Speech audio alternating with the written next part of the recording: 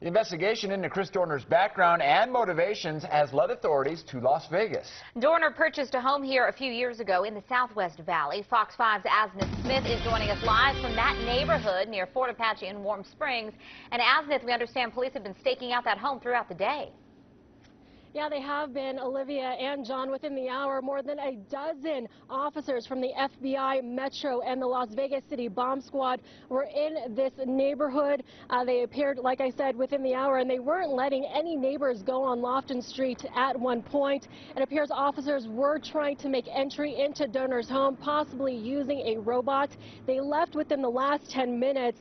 We know officers all day have been in this neighborhood. They're especially concerned about Dorner possibly coming back here because of his Las Vegas connection.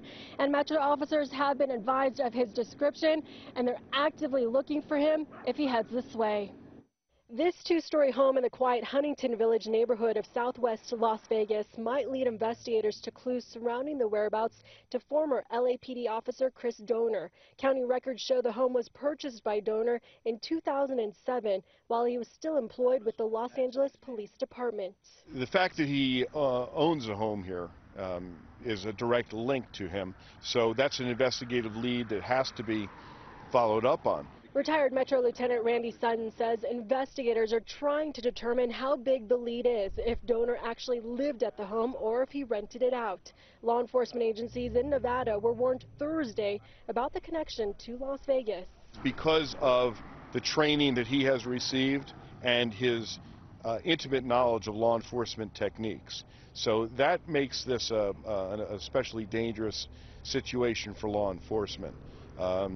Because it's a law enforcement nightmare. Sutton says police are likely to trace cell phone and credit card records in their search, and it will take the combined resources of police departments in California, Nevada, as well as federal authorities and the U.S. Marshal's Office to capture Dorner. This is going to be about using caution.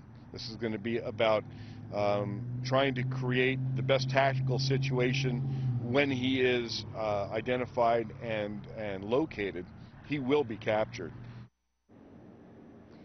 And as you can imagine, neighbors in this area are shocked and fearful he may come back. I actually spoke to one of his neighbors within the hour, and she described him as a nice guy. She said she saw him moving out 2 or 3 weeks ago. He had storage boxes. She didn't know why he was leaving.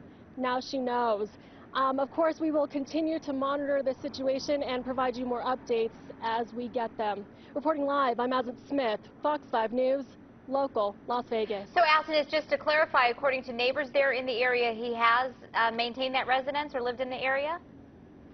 From the neighbor that I spoke to, she said that she saw him 2 or 3 weeks ago. He was moving out. She said he was a nice guy. She hasn't lived in this area for a long time, so she doesn't know how long he's lived here, but apparently he has owned this home since 2007. All right, interesting. A very dangerous person out there. Asnith, thanks so much for that report. If you do know anything about the whereabouts of Christopher Dorner, please call police.